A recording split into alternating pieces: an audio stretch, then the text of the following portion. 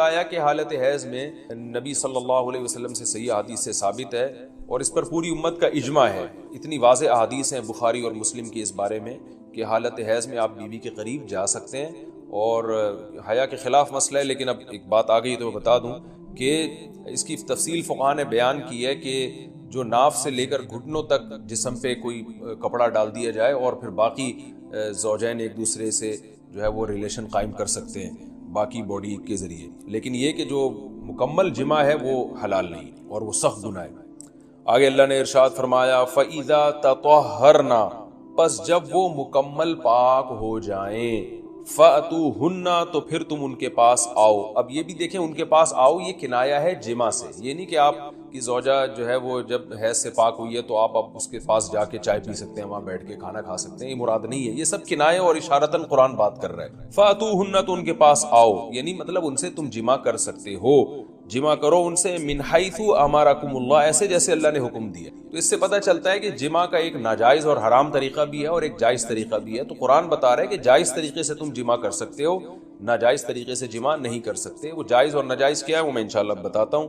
ان اللہ، بے شک اللہ تعالیٰ، یحب التوابین، توبہ کرنے والوں سے بھی محبت کرتا ہے، ویحب المتطہرین، اور تطہر جو ہے نا یاد رکھیں، دیکھیں یہاں دو لفظ استعمال ہوئے ہیں. ایک استعمال ہوا ہے طہورا یطہرو حتی یطہرنا، اس کا مطلب ہوتا ہے پاک ہو جانا، اور ایک ہوتا ہے تطہرنا، باب تکلف ہے، یعنی تھوڑا تکلف سے پاک ہونا، اہتمام کر کے. ایک پاک تو یہ ہے کہ بس چلو بھی پاک ہو گئے، ایک ہے کہ بہت یعنی پاک صاف رہنے کی بڑی کوشش کرنا.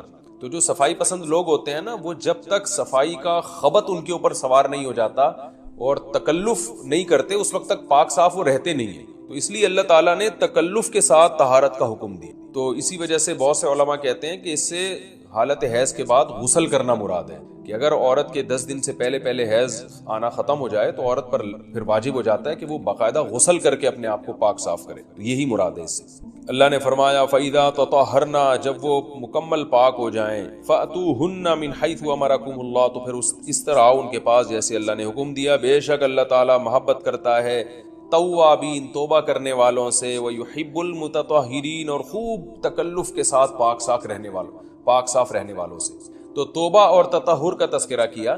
توبہ روحانی طہارت کو کہتے ہیں اور جو تطہر ہے وہ جسمانی طہارت کو کہتے ہیں. یعنی اسلام یہ چاہتا ہے کہ آپ روحانی طور پہ بھی پاک صاف رہیں اور جسمانی طور. روحانی پاکی کیا ہے کہ اگر آپ سے کوئی گناہ ہو جاتا ہے تو رو دھو کے اللہ کو منا کے راضی کر لیں تاکہ دل جو گندا ہوا ہے وہ بھی صحیح ہو جائے. اور جسمانی پاکی یہی ہے کہ جسم پہ کوئی گندگی لگی ہے تو وہ پاک ہو جائے.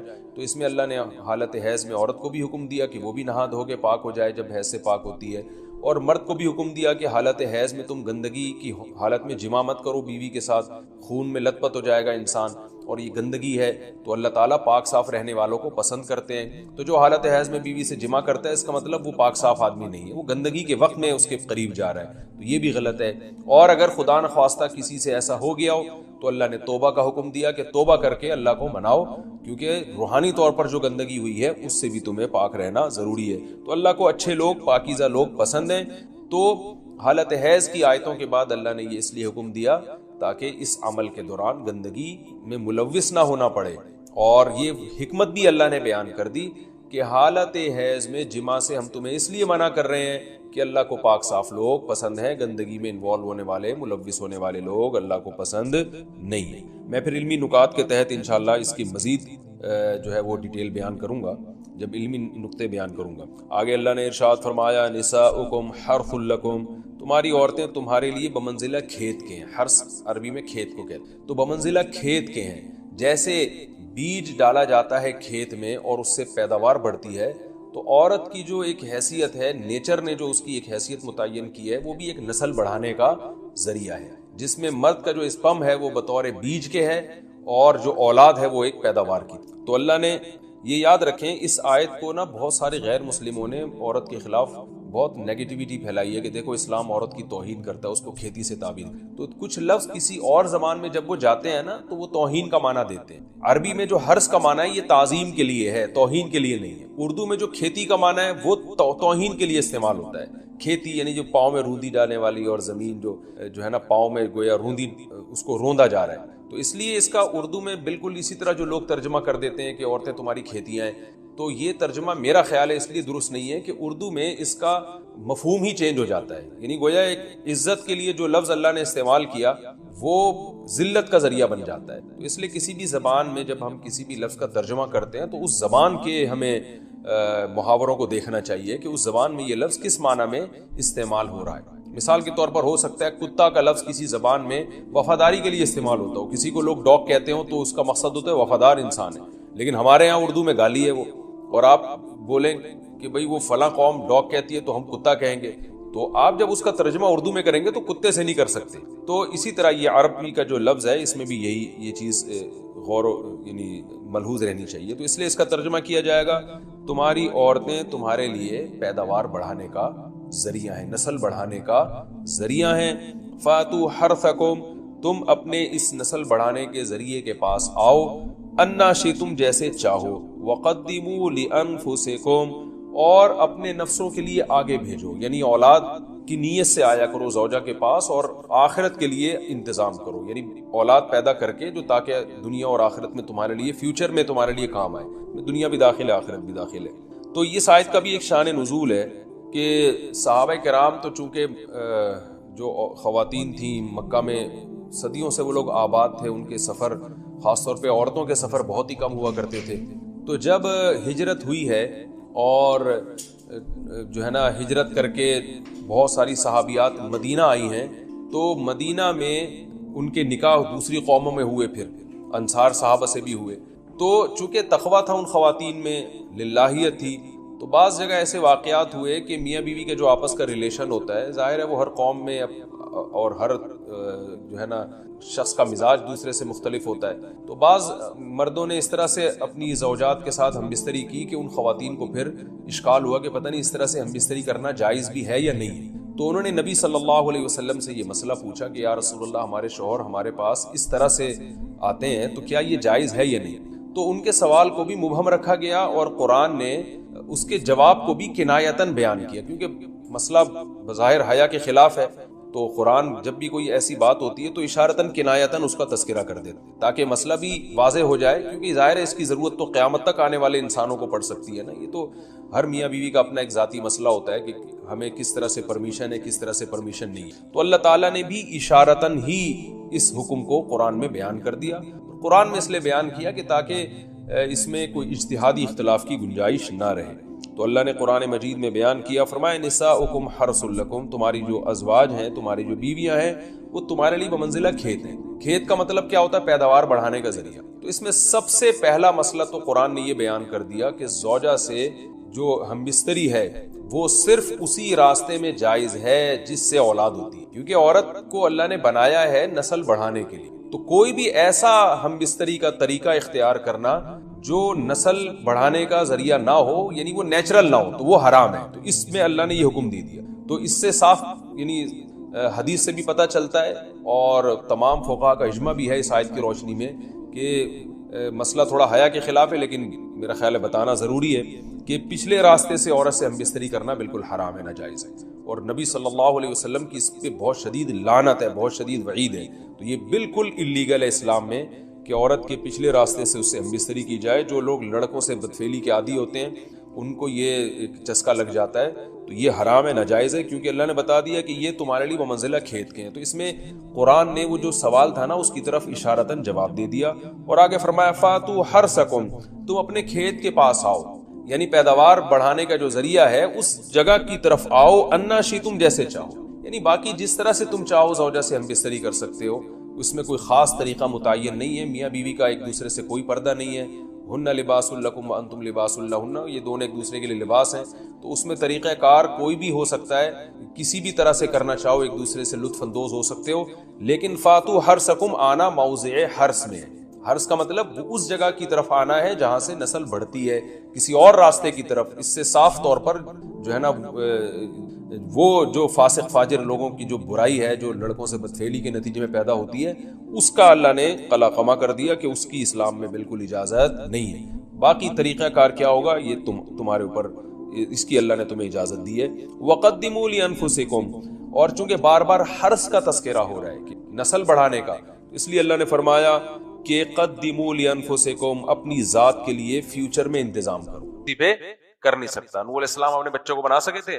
ہم نے کل واقعہ پڑھا تھا نا، نوح علیہ السلام کا بچہ کافر ہو کے مرا ہے، تو اللہ سب کے بچوں کو ہدایت دے، لیکن کسی کی تربیت کرا دینا یہ بڑا مشکل کام ہے۔ یعنی انسان کا بچہ بننا، انسان کے بچے کا کیا مطلب؟ اس میں تواضع ہو، مشہور ہونے کا شوق نہ ہو، کیونکہ جو چیز باپ دادا سے ملتی ہے نا وہ پھر انسان چاہتا ہے میرے پاس بھی ہو۔ حالانکہ باپ دادا کو وہ محنت سے ایک چیز ملی ہوتی ہے، ان کو فری پھوکٹ میں ملی ہوتی ہے، تو فری پھوکٹ میں ملے گی تو اس سے نقصان کیا ہوتا ہے؟ حب جاہ پیدا ہوتی ہے، عزت کی لالچ، شہرت کی لالچ، دولت کی لالچ، یہ سب چیزیں بیڑا غرق کر دیتی ہیں۔ ہمارے شیخ حضرت مفتی عبدالرحیم صاحب کو ہم نے دیکھا ہے، ایسا اپنے بچوں کی ماشاءاللہ تربیت کی ہے، نظر بس سے اللہ بچائے، لگتا نہیں ہے کہ کسی بڑے آدمی کے بچے ہیں یہ۔ اور ہم تو 30 سال سے ان کے ساتھ ہیں نا، شروع سے ہی ان کے دل میں صاحب زادگی نہ پیدا ہو کہ ہم بڑے بزرگ کے یا بڑے عالم کے یا محتمم کے بچے ہیں، نا۔ وہ بھی لائن میں لگیں گے کھانے کے لیے۔ کسی استاذ کی شان میں ذرا سی بے ادبی کا الحمدللہ ان سے تصور نہیں ہے۔ بعض دفعہ یہ ہوتا ہے بھائی میں تو جی فلاں کا بیٹا ہوں، مجھ سے ذرا تمیز نہ، سب کو ایسے لگایا ہوا ہے لائن پہ، اس لیے ماشاءاللہ نیک بچے پیدا ہوئے ہیں۔ ہم تو بڑے حیران ہوتے ہیں کہ محتمم کے بچے نیک مشکل ہے تھوڑا سا۔ بہت سارے محتمم جو میرا بیان سن رہے ہیں ان سب کے بچے نیک ہی ہیں، ان کے علاوہ کی بات کر رہے ہیں۔ خیر، تو میرے بھائی اپنی قابلیت سے اللہ کسی کو کچھ بنا دے ٹھیک ہے، نہیں تو بھائی گمنامی کی زندگی گزارو۔ بس اللہ سے یہ دعا کرو اللہ دین کی خدمت لے لے، گمنام بن کے خدمت لے لے۔ شہرت تو بہت بڑی آزمائش ہے، پھر اللہ مشہور کر بھی دینا وہ نعمت ہے۔ دنیا کے پیچھے جو بھاگتا ہے پھر دنیا ملتی ہے، یہ نعمت نہیں ہے، عذاب ہے۔ اور جو دنیا کو لات مارتا ہے نا پھر بھی دنیا ذلیل ہو کے آئے، پھر کیا ہے پھر یہ نعمت ہے۔ تو شہرت کا انسان بھوکا ہو پھر شہرت ملے، یہ تو ہمارے سارے سیاسی لوگوں کو ملی بھی ہے نا اس ٹائپ کی۔ تو خیر، تم فرمایا کہ اللہ تعالیٰ تمہیں تمہارے باپ دادا پہ جو اللہ نے نعمت کی، یعنی دین کی خدمت کے لیے اللہ نے منتخب کیا، اللہ تمہیں بھی منتخب کرے گا۔ جو تمہارے باپ دادے کون تھے؟ ابراہیم و اسحاق، اسحاق بھی تھے اور ابراہیم بھی۔ لقد کان فی یوسف و اخوتہ آیات للسائلین، اللہ کہتے ہیں یوسف اور ان کے بھائیوں میں پوچھنے والوں کے لیے بڑی بڑی نشانیاں ہیں۔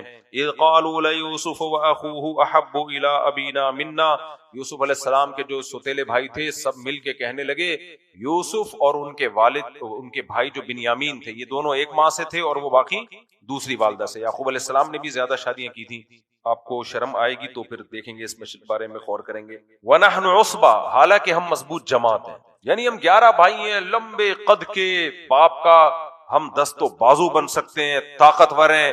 تو باپ کو تو طاقتور سے محبت ہونی چاہیے، لیکن باپ کو ان 2 چھوٹوں سے محبت ہم سے زیادہ ہے۔ تو ان ابانا لفی ضلال مبین، ہمارے ابا کھلی غلطی میں پڑے ہوئے ہیں۔ ابا کو سمجھ نہیں ہے کہ کس سے محبت کرنی چاہیے کس سے نہیں کرنی چاہیے۔ دیکھو دنیا میں تو عام طور پر ایسا ہی ہوتا ہے، جو طاقتور ہوتے ہیں یا جو ابا کے زیادہ کام آ سکتے ہوں، ابا کو ادھر لگاؤ زیادہ ہوتا ہے۔ لیکن جو دیندار ہوتے ہیں ان کو اس سے غرض نہیں ہوتی، ان کو یہ تھا نیک کون ہے زیادہ۔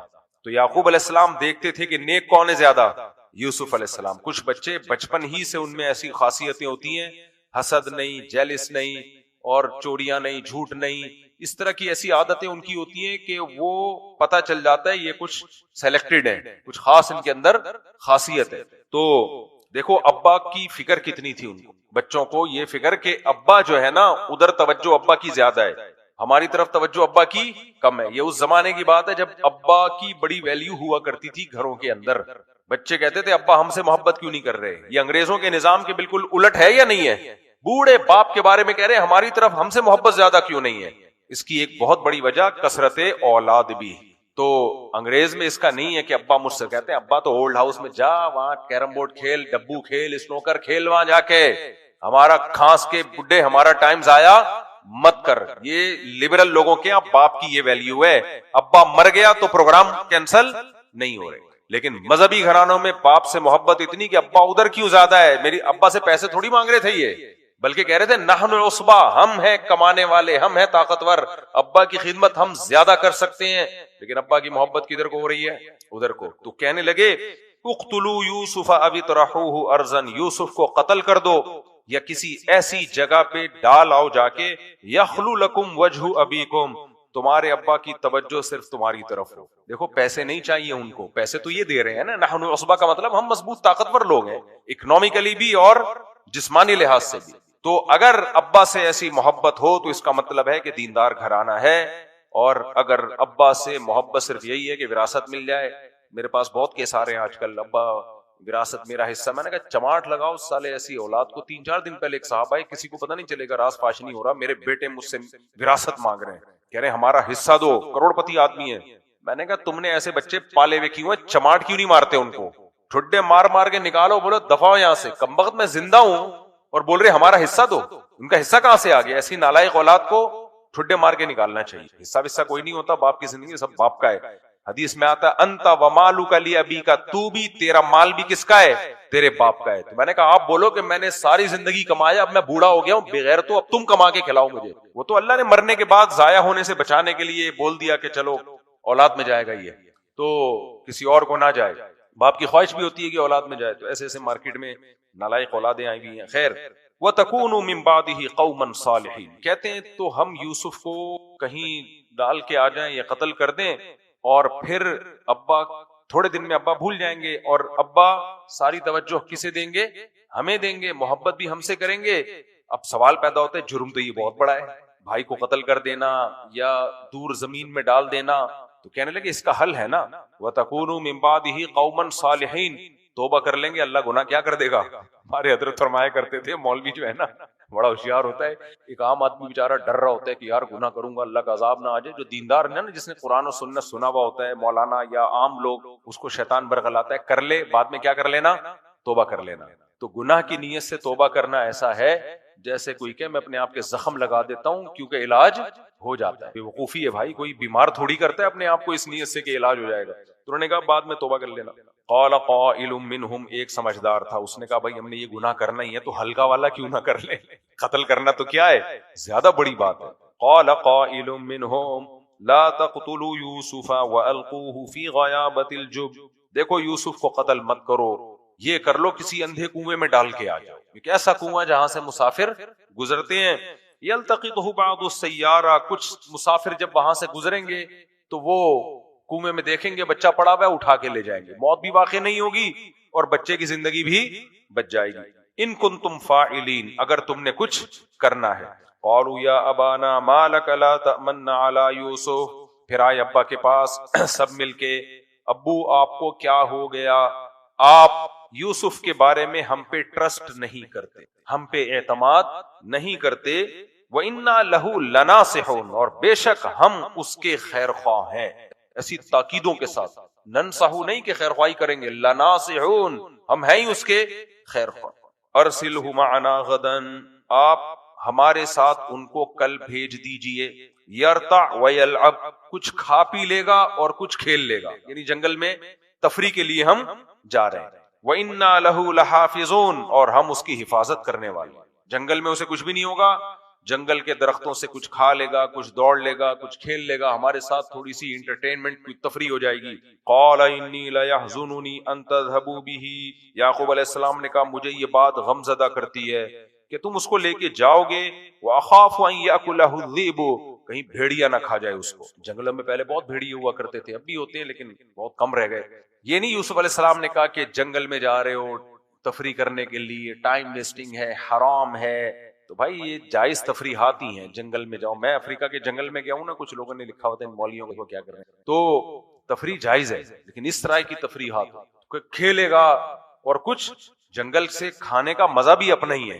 میرے گھر میں امرود کا درخت لگا ہوا ہے، میں ریڑھی سے خرید کے کھاتا ہوں، مزہ نہیں آتا، جب جاؤں نا ایک نظر آتا ہے نا اس کا عجیب لطف ہوتا ہے توڑ کے کھانے کا۔ خیر، تو کہنے لگے کہ مجھے ڈر ہے کہ بھیڑیا نہ کھا جائے۔ قالوا لئن اکلہ الذئب، بھائی کہنے لگے اگر اس کو بھیڑیا کھا جائے، ونحن عصبہ، اور ہم جیسی مضبوط طاقتور بھائیوں کی ایک جماعت موجود ہو، ہمارے ہوتے ہوئے، اتنے پاورفل طاقتور بھائیوں کے ہوتے ہوئے اسے بھیڑیا کھا جائے، انا اذا لخاسرون، ہم تو بیڑا غرق ہمارا، تو خاسرون کا مطلب خسارے والے میں، اس کا آج کی زبان میں ترجمہ کیا ہوگا؟ ہمارا تو پھر بیڑا غرق۔ یعنی جیسے کوئی بدماش نہیں بتا رہا ہوتا میرے ہوتے ہوئے اگر چوریاں ہو رہی ہیں تو میں تو پھر، یعنی آپ دیکھیں غلط کام بعض دفعہ کتنی کانفیڈنٹلی کیا جاتا ہے نا. اس لیے کبھی بھی لوگوں کے نعروں، دعووں اور لفاظی پہ نہیں جانا چاہیے، جذباتی بیانوں سے کبھی متاثر نہیں ہونا چاہیے. کہہ رہے ہیں انا اذا لخاسرون، پھر تو ہم خسارے والوں میں سے، ہمارے ہونے کا کیا فائدہ، اتنے طاقت لے کے ہم ایسے ہی گھوم رہے ہیں. دیکھو بیچارے یعقوب علیہ السلام کو انہوں نے کیسے ورغلایا. فلما ذهبوا به، پھر لے گئے. وجاءوا اباهم عشاء يبكون، رات کے وقت روتے ہوئے آئے ابا کے. قالوا یا ابانا، اے ہمارے ابا، انا ذهبنا، ہم گئے تھے، نستبق، دوڑ کا مقابلہ کر رہے تھے، ہم نے کہا چلو بھاگتے ہیں، جو پہل ہوگا، ہوتا ہے نا بچے کھیل رہے ہوتے ہیں. وَتَرَكْنَا يُوسُفَ عِنْدَ مَتَاعِنَا، جہاں ہم نے اپنا سامان رکھا ہوا تھا وہاں ہم نے یوسف کو چھوڑ دیا حفاظت کے لیے. فَأَكَلَهُ الذِّئْبُ، بھیڑیا کے کھا گیا. وَمَا أَنْتَ بِمُؤْمِنٍ لَنَا، اور ہمیں پتا ہے آپ ہماری بات پہ بلیو، ہمیں پتا ہے، ہمیں تو پہلے ہی پتا ہے، آپ نے بول دینا یہ جھوٹ ہے، ہمیں پہلے ہی پتا ہے آپ ہماری بات پہ یقین نہیں کرو گے. وَلَوْ كُنَّا صَادِقِينَ، اگرچہ ہم کتنا ہی سچ کیوں نہ بول رہے ہوں. دیکھو جھوٹ بڑے کانفیڈنٹلی بولا جاتا ہے، سمجھ میں آ رہی ہے بات. اس لیے دو بندوں کے جھگڑوں میں یہ مت دیکھا کرو کون زیادہ رو رہا ہے. میاں بیوی کے جھگڑوں میں تو کبھی بھی یہ نہیں دیکھا کرو کون زیادہ رو رہا ہے، کون ہا ہو ہی ہا زیادہ کر رہا ہے، چیخ کون رہا ہے زیادہ. جو بولو ریلیکس، آرام سے بیٹھو، تمیز سے، اب بتاؤ ہوا کیا ہے، آرام سے بتاؤ، ہی ہا ہو. اس سے بڑے فسادات ہو رہے ہیں، طلاقیں ہو رہی ہیں. بعض دفعہ اتنی رائی کا پہاڑ بنا کے پیش کیا جاتا ہے نا، بعض خواتین کی عادت ہوتی ہے جو بیان نہیں سن رہی، چھوٹی سی بات ہوتی ہے ایسا رائی کا ساری دنیا خلاف ہو جاتی ہے، آدمی کی 2 ٹکے کی عزت نہیں رہتی سوسائٹی میں. بھائی ریلیکس یار، ہو سکتا ہے ظالم ہو، اس سے بھی بڑا ظالم ہو، لیکن دیکھو آرام سے. یہ چیخنا چلانا میڈیا پہ آ کے، میڈیا پہ دیکھو نا مشہور لوگوں کی طلاقیں ہوتی ہیں کیسے چیخ رہے ہوتے ہیں، تو یہیں سے اٹھا کے ٹی وی پہ جوتا مارا کرو. تو اس لیے میرے بھائی، انہوں نے بھی، امام شافعی کا دور تھا غالباً حضرت عمر کے دور میں، تو وہ ایک قاضی کے سامنے ایک عورت آئی روتے ہوئے، میرے میاں نے بڑا ظلم کیا، ہاں ہاں. تو لوگوں نے کہا حضرت بڑی مظلوم ہے، اس پہ ترس کھائیں. انہوں نے کہا بھائی میں جج ہوں، رونا دلیل حق پہ ہونے کی دلیل نہیں ہے. پھر انہوں نے یہی آیت پڑھی کہ یوسف علیہ السلام کے بھائی تو آدمی تھے، صحیح طاقتور تھے، وہ روتے ہوئے آئے تھے ابا کے پاس. دیکھیں گے کہ اس کو اسٹڈی کرنا پڑے گا. تو بعض دفعہ ظلم ہوتا بھی ہے، ایسا بھی نہیں ہے، ہو سکتا ہے سچ صحیح رو رہی ہو. فرماتے ہیں وجاءوا اباهم عشاء يبكون، روتے ہوئے ابا کے پاس، کہنے لگے ہم کتنا ہی سچ بول لیں آپ نے ماننا. وجاءوا على قميصه بدم كذب، اور یوسف علیہ السلام کی قمیص پہ جھوٹا خون بھی لگا لیا، پتہ نہیں کس کا خون لگا کے لے آئے کہ بھیڑیے نے کھا لیا. قال بل سولت لكم انفسكم امرا، یعقوب علیہ السلام نے فرمایا نہیں، تم نے ایک معاملہ اپنی طرف سے گھڑ لیا، مجھے پہلے ہی اندازہ تھا، حالات تو دیکھ رہے تھے نا وہ کہ کیسے حسد ہے ان کو، تم نے گھڑ لیا ایک معاملہ. فصبر جمیل، میرے پاس اب صبر کے علاوہ کوئی آپشن. یہ صبر جمیل کا مطلب، صبر جمیل اس صبر کو کہتے ہیں جس میں ذرا بھی شکوہ نہ ہو. دیکھو حضرت حکیم الامہ ایک بات فرمایا کرتے تھے نا کہ جو چیز اختیار میں ہے اسے چھوڑو نہیں، جو اختیار میں نہیں ہے اس کے پیچھے مت پڑو. بڑھاپے میں یعقوب علیہ السلام کے پاس اس کے علاوہ کوئی آپشن نہیں تھا. کیوں؟ بیٹوں کو سزا دیتے نا، بیٹے کہتے ہیں آپ کے پاس دلیل کیا ہے کہ ہم جھوٹ بول رہے ہیں، کیا سزا دیتے بیٹوں؟ پھر بڑھاپے میں اگر ان سے محروم ہو جاتے تو کیسے رہ لیتے پھر وہ. تو اس کا کچھ مواقع زندگی میں ایسے آتے ہیں کہ بڑے سے بڑے ظلم کو آپ کو یہ کہہ کے برداشت کرنا پڑتا ہے کہ میرے پاس صبر کے علاوہ کوئی آپشن نہیں ہے. اور یہ قرآن سے ثابت ہے جو مولانا شریف تھانوی نے فرمایا کہ جو چیز اختیار میں ہے اسے چھوڑو نہیں، جو اختیار میں نہیں ہے اس کے پیچھے مت پڑو، کیونکہ جو اختیار میں نہیں ہے اس کے پیچھے پڑو گے تو وہ کام بھی نہیں ہو پائے گا جو آپ کے اختیار میں ہے. تو یہ ہر جگہ یہ اصول اپلائی ہوتا ہے، ہر جگہ. برائی کو ختم کرنا جس حد تک ممکن ہے کرو، نہیں تو وہ کام مت کرو جس سے صرف آپ ہیرو بن جاؤ قوم میں، برائی ختم نہیں ہوگی اس سے. تو یہ ہمارے مذہبی لوگوں میں بھی آج کل ایک بہت بڑا ایشو چل رہا ہے کہ ہر جگہ جہاں آپ کا اختیار نہیں ہے اور بس وہ یہ بولتے ہیں اتنا برا ہم چپ بیٹھ جائیں، کیا اتنا غلط ہو رہا ہے ہم چپ بیٹھ جائیں. بھائی تم بول کے کر کیا سکتے ہو سوائے سوسائٹی میں فساد ہونے کے کچھ بھی حاصل نہیں ہوگا. تو کامیاب آدمی وہی ہے جو اختیار میں ہے چھوڑے نہیں، جو اختیار میں نہیں ہے اس کے پیچھے پڑھ کے اپنا ٹائم ضائع مت کرے. تو یوسف علیہ السلام، یعقوب علیہ السلام کے پاس کچھ بھی نہیں تھا، کہنے لگے فصبر جمیل، فصبر جمیل واللہ المستعان علی ما تصفون، اور جو کچھ تم بیان کر رہے ہو اس پہ میں مدد کس سے مانگتا ہوں؟ اللہ سے. وجاء سیارۃ فارسلوا واردہم فادلی دلوا، ادھر کیا ہوا، ایک قافلہ جا رہا تھا. پہلے زمانے میں قافلے گزرتے تھے, بیچ میں کنویں کہیں بھی ہوتے اس کے قریب سے, کیونکہ پانی چاہیے ہوتا تھا. لوگ کنویں بنا کے وقف کر دیا کرتے تھے مسافروں کے لیے. ٹریک ہوا کرتے تھے نا, یہ ٹریک جو ملکوں کے سفروں کے ہیں یہ بہت قدیم ہے. تو مصر جانے کے لیے قافلہ گزر رہا تھا, تو فادلا دلوا, انہوں نے اپنا ڈول لٹکایا پانی نکالنے کے لیے. قال یا بشرا ھذا غلام, فوراً چیخ ماری جس نے ڈول لٹکایا, ارے خوشخبری سنو, ایک لڑکا ہے. پہلے زمانے میں نا ایسے اننون لڑکا مل جانا یہ اس لیے بہت بڑی خوش قسمتی تھی کہ وہ غلام بن جاتا تھا, اور غلام کی ویلیو اس زمانے میں بہت زیادہ. یہ ایسے ہے جیسے آپ کو کنویں میں کوئی کروڑوں روپے کا یعنی بیگ مل گیا ہو یا کہیں راستے میں, تو کتنی خوشی ہوگی نا. تو وہ خوش ہوئے, یا بشرا ھذا غلام, ارے لڑکا ملا میں. تو وَأَسَرُّوهُ بِضَاعَةً, اور اس کو انہوں نے چھپا لیا تجارتی سامان کے طور پہ. چھپایا کیوں؟ اس کا کہیں مالک کا پتہ نہ چل جائے, ایسا نہ ہو اس کا کوئی آ جائے رشتہ دار بولے تو ہمارا بیٹا ہے, تو پھر وہ غلام, کیونکہ جس کا نسب ثابت ہوتا تھا وہ غلام نہیں بن سکتا تھا. تو وَأَسَرُّوهُ بِضَاعَةً, انہوں نے اس کو اساس ایسڈ کے طور پہ, بضاعہ ایسڈ کو بولتے ہیں, ایسڈ کے طور پر ان کو کیا کر لیا, چھپا لیا, بتانا چلے کسی کو, بیچیں گے فروخت کریں گے. وَشَرَوْهُ بِثَمَنٍ واللہ علیم بما یعملون, اللہ کہتا ہے جو کچھ وہ کر رہے تھے اللہ سب کچھ دیکھ رہا تھا. وہ سمجھ رہے تھے ہم اللہ سے چھپا رہے ہیں, اللہ دیکھ رہا ہے کہ کیا ہو رہا ہے. وَشَرَوْهُ بِثَمَنٍ بَخْسٍ دَرَاهِمَ مَعْدُودَةٍ, بہت کم قیمت پہ لے جا کے مصر میں بیچ دی. کیوں کم قیمت پہ بیچا؟ جان چھڑاؤ جلدی سے. لوگ چوری کی بائک خریدتے ہیں, پکڑتے ہیں نا چور, جب تو وہ زیادہ ویلیو نہیں لگاتا, وہ کہتا ہے بس نکالو, کیونکہ اصل مالک آ گیا تو مسئلہ ہوگا. تو یہ نہیں کہ ان کی قیمت کم لگ رہی تھی, بس جان چھڑانے کے لیے. وَكَانُوا فِيهِ مِنَ الزَّاهِدِينَ, جان چھڑانا چاہتے تھے. وَقَالَ الَّذِي اشْتَرَاهُ مِن مِّصْرَ لِامْرَأَتِهِ أَكْرِمِي مَثْوَاهُ, جس نے مصر سے ان کو خریدا. قرآن کے اس انداز سے پتہ چلتا ہے کہ وہ ایک دفعہ فروخت نہیں ہوئے, کیونکہ قرآن نے یہ نہیں کہا انہوں نے مصر میں لے جا کے بیچا, بلکہ قرآن تو کہہ رہا انہوں نے تو جان چھڑائی, پھر مصر میں جس نے خریدا. تو اس سے پتہ چلتا ہے مختلف اسٹیپ کے ذریعے وہ ہوتے ہوتے بکتے بکتے مصر میں پہنچے ہیں. تو مصر سے جنہوں نے جو خریدا, کیونکہ خوبصورت بہت زیادہ تھے, تو ظاہر ہے ایسے بچے کی پھر قیمت بھی زیادہ لگتی ہے, پھر قیمت بڑھتی بڑھتی بڑھتی اس کی ویلیو بڑھتی رہی, اور بالآخر وہ کہاں تک پہنچ گئے, عزیز مصر جو بادشاہ تھا اس کے جو ایک عزیز ہوا کرتا تھا, بہت بڑا درجہ تھا, وہاں تک پہنچ گئے. اس نے خرید لیا اکریمی مسوا, اور کہا اس کو عام غلاموں کی طرح مت رکھنا, اس کو عمدہ ٹھکانہ دینا. عسیٰ ان ینفعنا, ہو سکتا ہے یہ ہمیں فائدہ پہنچائے, ملازم بن کے بھی فائدہ پہنچا سکتا ہے. او نتخذہ ولدا, ہم اس کو اپنا بیٹا بھی بنا سکتے ہیں. اس سے پتہ چلتا ہے ان کے اولاد نہیں تھی, بظاہر ایسا لگتا ہے ہم بیٹا بنا لیں گے. وَكَذَلِكَ مَكَّنَّا لِيُوسُفَ فِي الْأَرْضِ, اللہ کہتے ہیں ایسے ہم نے یوسف علیہ السلام کو ٹھکانہ دیا. آگے وَلَمَّا بَلَغَ أَشُدَّهُ, جب جوانی کو پہنچے, آتَيْنَاهُ حُكْمًا وَعِلْمًا, حکمت اور علم عطا کی.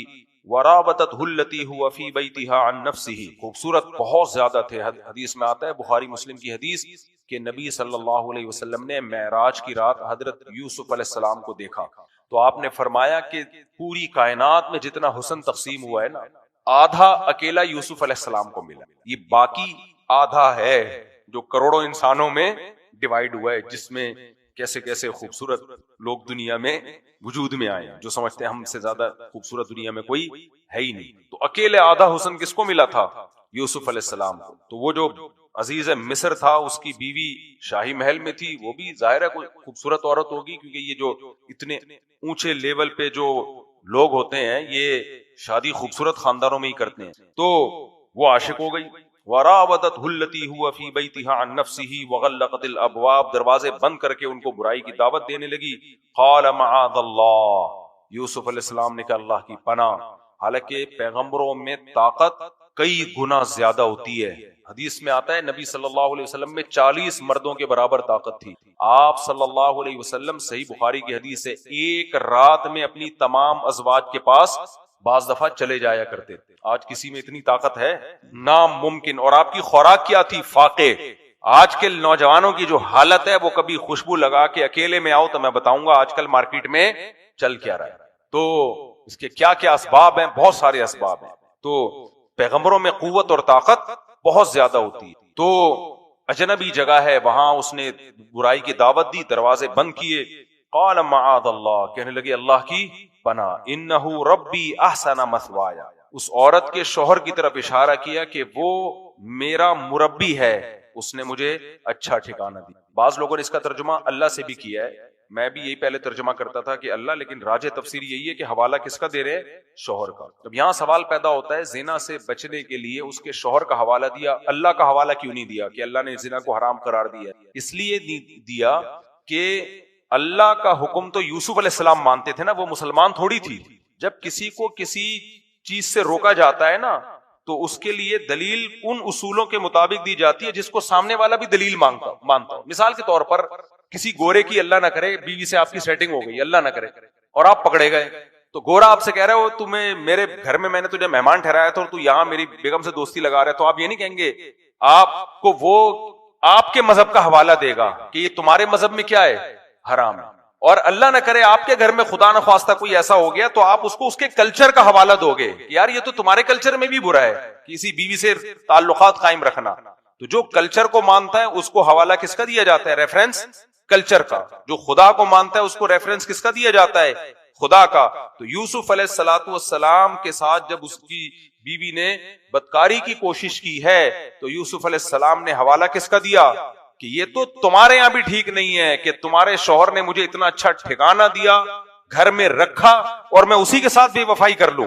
اس کا مطلب یہ نہیں ہے کہ اگر وہ ٹھکانہ نہ ہوتا تو کر لیتے، وہ تو حرام تو بہرحال ہے، پیغمبر تو تصور نہیں ہے کہ ان سے زنا کا صدور ہو جائے۔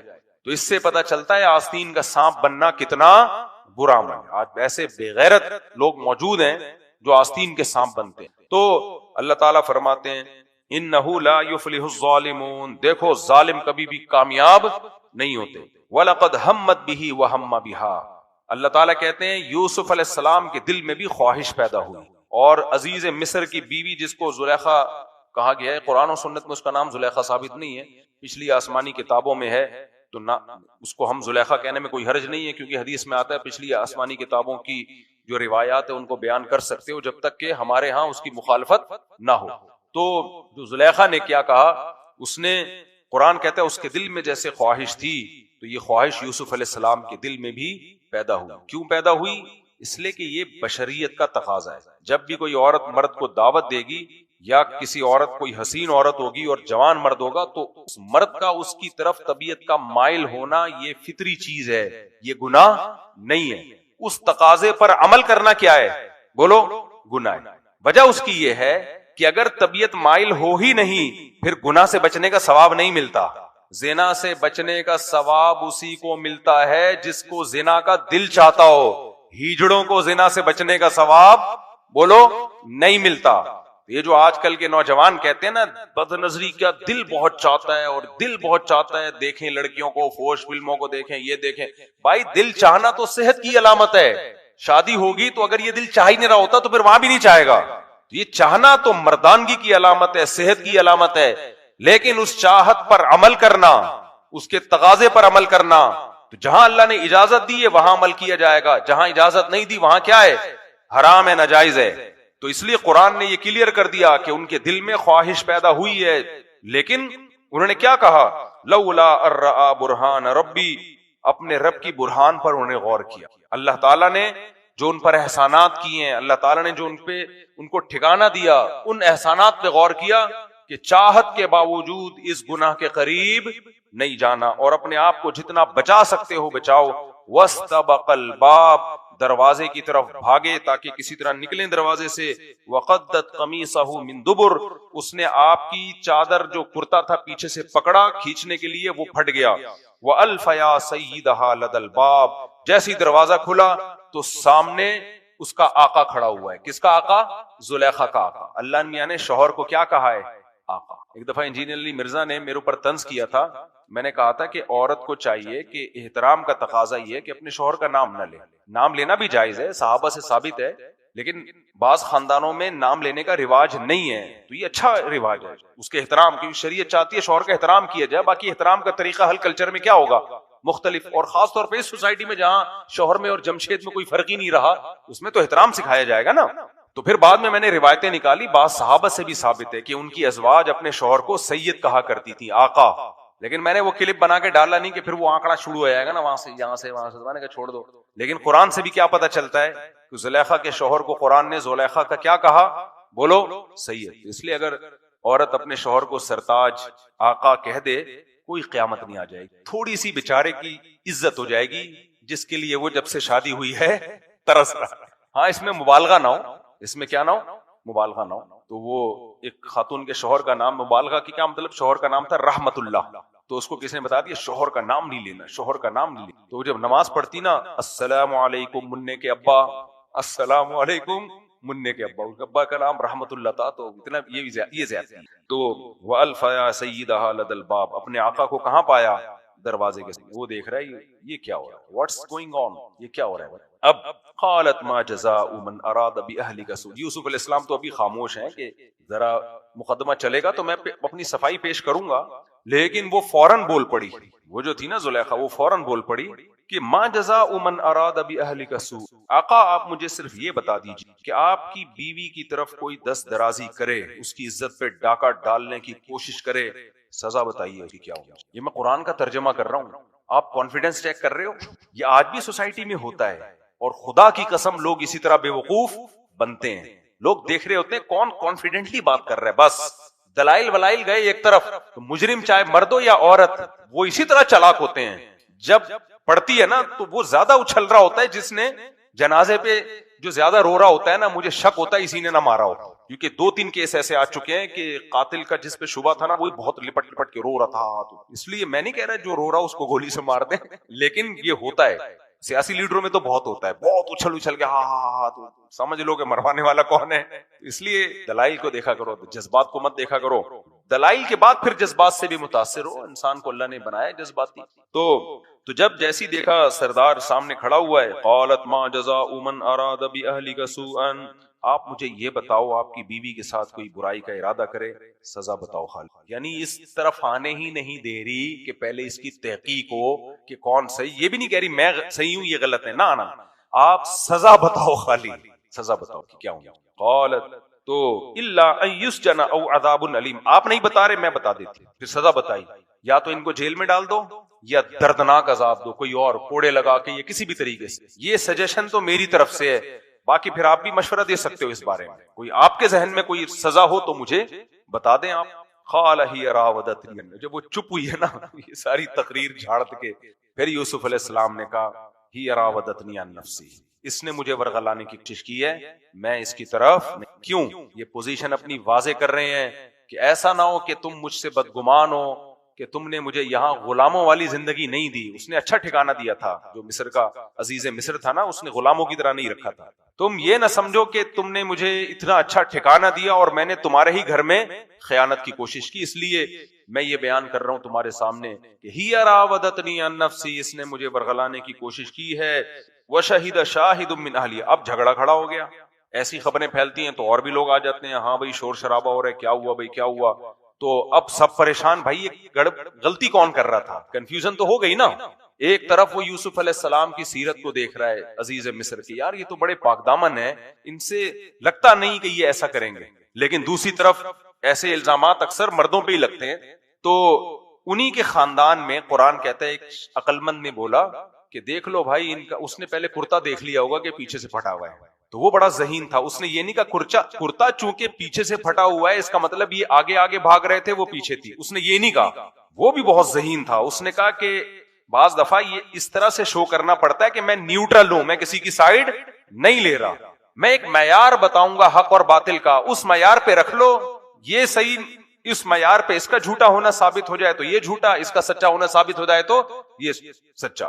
تو یہ بڑی عقل مندی کا کام کیا اس گواہ نے. اس نے یہ نہیں کہا کہ قمیص چونکہ پیچھے سے پھٹی ہوئی ہے اس لیے یہ آگے بھاگ رہے تھے. اس نے کہا بھائی دیکھ لو، ان کان قمیصہ قد من قبل فصدقت وهو من الکاذبین، کرتا آگے سے پھٹا ہوا ہے تو وہ سچی ہے اور یہ معاذ اللہ جھوٹ بول رہے ہیں، اور اگر کرتا پیچھے سے پھٹا ہوا ہے تو پھر یہ سچے ہیں وہ جھوٹ بول رہی ہیں. فلما رأى قمیصہ قد من دبر، دیکھا کہ بھئی کرتا تو پیچھے سے پھٹا ہوا ہے. اس نے کہا یہ کیسے ممکن ہے کہ ایک بندہ عورت کے پیچھے ہو اور کرتا اس کا پھٹ جائے، یہ ممکن نہیں ہے. تو فوراً کہنے لگا قال انہ من کیدکن، کہنے لگا یہ تم عورتوں کی کننا، یہ ضمیر عورتوں کے لیے استعمال ہوتی ہے، یہ تم عورتوں کی شرارت ہے، تدبیر ہے، شرارت بھی نہیں، تدبیر ہے، تم نے ٹرک چلی ہے، ایسا مقدمہ بنایا، اور ان کیدکن عظیم، تمہاری تدبیریں واقعی بہت خطرناک ہوتی. میں نہیں کہہ رہا بھائی جو بلا وجہ بدنام کیا ہوا ہے، عزیز مصر کہہ رہا ہے اور اللہ اس کا کلام نقل کر رہا ہے. تو جب اللہ کسی کا کلام نقل کرے نا تو اس کو ویلیو ہونی چاہیے.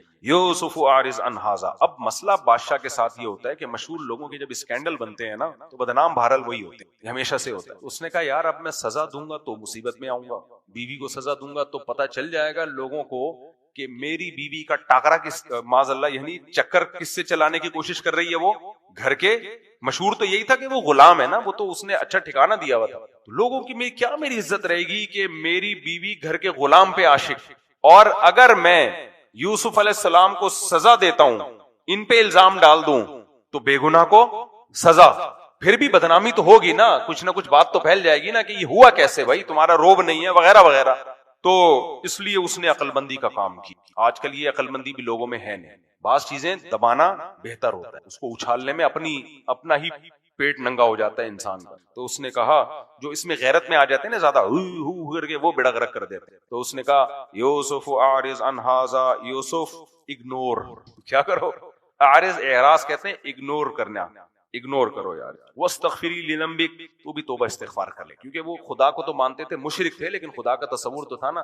توبہ استغفار کر، انکی کنتی من الخاطئین، غلطی تیری ہے. تو میں اس کا ترجمہ پنجابی میں کرتا ہوں، مٹی پاؤ. پنجابی میں جب کوئی جھگڑا ہو رہا ہوتا ہے نا وہ نمٹانا چاہتے ہیں تو وہ کہتے ہیں مٹی پا یار، بس زیادہ جوش میں نہ، مٹی پا. وقال نسوۃ فی المدینۃ امرأۃ العزیز تراود فتاها عن نفسی. آپ کو پتا ہے پوزیٹیو بات سوسائٹی میں نہیں پھیلتی ہے، نیگیٹو سیکنڈوں میں جنگل میں آگ کی طرح پھیل. کسی نے کوئی اچھا کام کیا ہو کسی کو نہیں پتا ہوگا، برا کام کیا ہو لیک ہو گیا بس پھیل گیا. تو وہ تو بادشاہ نے تو مٹی پانے کی کوشش کی کہ اس کو یہیں دفن کر دو، لیکن تھوڑے سے ٹائم میں یہ خبر جنگل میں آگ کی طرح پھیل گئی اور پورے مصر میں عورتوں کی زبان پہ ایک ہی جملہ کہ امرأۃ العزیز تراود فتاها عن نفسی. عزیز مصر اتنا بڑا عہدہ، اس کی بیوی اپنے گھر کے غلام پہ عاشق ہو. یعنی کوئی لیول بھی تو ہوتا ہے نا، سمجھ میں آ رہی ہے بات، لیول بھی تو ہوتا ہے. بیوی کسی اور ملک کے شہزادے پہ عاشق ہو جاتی، کیا خیال ہے، کسی اور بادشاہ پہ عاشق ہو جاتی، چلو سمجھ میں آتا ہے لیول بنتا ہے. لیول ہی نہیں ہے، گھر کا غلام ہے اور اس پہ عزیز مصر کی بیوی کیا ہو رہی ہے، عاشق. تو اس تبصرے نے عزیز مصر کی بیوی کی عزت کی ایسی کی تیسی کر دی. عزت کس کو پیاری نہیں ہوتی آپ کو پتا ہے نا، صرف کو پیاری نہیں ہے، بڑی مشکل سے بریک لگائی ہے میں نے، باقی تو سب کو عزت. آپ سمجھ گئے میں کس کی بات کر رہا ہوں، میں سیاسی باتیں میں نہیں کرتا نا، پھر وہ بیان سے یہ لوگ کاٹنا پڑتا ہے لوگ. تو ایک ہمارے ملک میں ایسی شخصیت ہے جن کو عزت کے علاوہ سب چیزیں پیاری. آگے چلتے ہیں ہم. تو عزیز مصر کی بیوی کو بھی عزت پیاری تھی. آپ کا دماغ زرداری کی طرف جا رہا ہے، میں نے زرداری کا لفظ استعمال نہیں کیا ہے، بلا وجہ خام میں آپ بدگمان ہو رہے ہو، اس کے بارے میں نہیں بات کی. وقال نسبۃ فی المدینۃ امرأۃ العزیز تراود فتاها عن نفسی. تو شہر کی عورتوں نے یہ باتیں شروع کر دی تو کہنے لگی قد شغفها حبا، یہ نوجوان جو ایک گھر کا خادم معاذ اللہ غلام، یہ اس کے دل میں گھس گیا ہے، یعنی اس کے دل میں داخل ہو گیا ہے. انا لنراها فی ضلال مبین، ہم اس کو سمجھتے ہیں کہ یہ بہت بڑی غلطی، یعنی لیول نہیں ہے. فلما سمعت بمکرہن، جب اس نے سنا ان کی اپنے خلاف بری باتیں غیبتیں سنی عزیز مصر کی بیوی نے، تو اس نے پھر تدبیر کی، اس ارسلت الیہن، سب کو دعوت کا پیغام دیا. واعتدت لہن متکئا، اور سب کے لیے ایک بڑا ہال بنا کے نا تکیہ گاؤ تکیہ کا انتظام کیا. جیسے نہیں، اب ظاہر ہے بادشاہ کے جو تعلقات ہوتے ہیں وہ بھی اونچے لیول کی خواتین کے ہوں گے نا، کہ ساری بڑی بڑی عورتوں کو بلا لیا اور سب کو گاؤ تکیہ دے کے بٹھا دیا، ابھی کھانا آنے والا ہے یہاں بیٹھو. وقالت اخرج علیہن، اور یوسف علیہ السلام سے کہا یہاں سے گزرو. فلما رأینہ اکبرنہ وقطعن ایدیہن، جب انہوں نے یوسف علیہ السلام کو دیکھا تو اکبرنہ، بہت عجیب سمجھا ان کو، اور اتنا مبہوت ہوئی ہیں. وقطعن ایدیہن، جن چھریوں سے پھل کاٹنے تھے اس سے کیا کاٹ دیے، ہاتھ زخمی کر دیے. وقلنا حاش للہ ما ھذا بشرا، کہنے لگی اللہ کی قسم یہ نوجوان انسان نہیں ہے.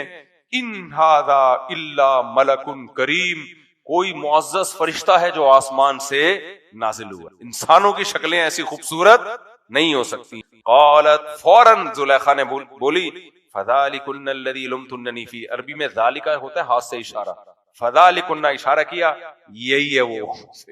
پہلے ان کو بتایا نہیں کہ یہ کون ہے. یہ بھی دیکھو تدبیر ہوتی ہے. زلیخا بے وقوف ہوتی نا, سب کو فون کرتی کہ ایکچولی بات اصل میں یہ ہے کہ تم جو مجھ پہ الزام لگا رہی ہو نا, غلام پہ عاشق ہو گئی اور خادم پہ عاشق ہو گئی, تمہیں پتا چل جائے نا, تم دیکھ لو تو تمہیں پتا چل جائے گا وہ کتنا حسین ہے. اور تمہارا نہیں جمشید سے چکر چلا تھا, میں نے تمہیں کچھ بولا تھا, وہ وسیم کاڑا ہے, اس پہ جب تم لٹو ہوئی تھی وہ تو تمہاری شادی نہیں ہوئی, ستار سے ہو گئی تمہاری شادی. وہ جو غفار لنگڑے پہ تو عاشق ہو رہی تھی, اس طرح سمجھاتی نا ہر ایک کو.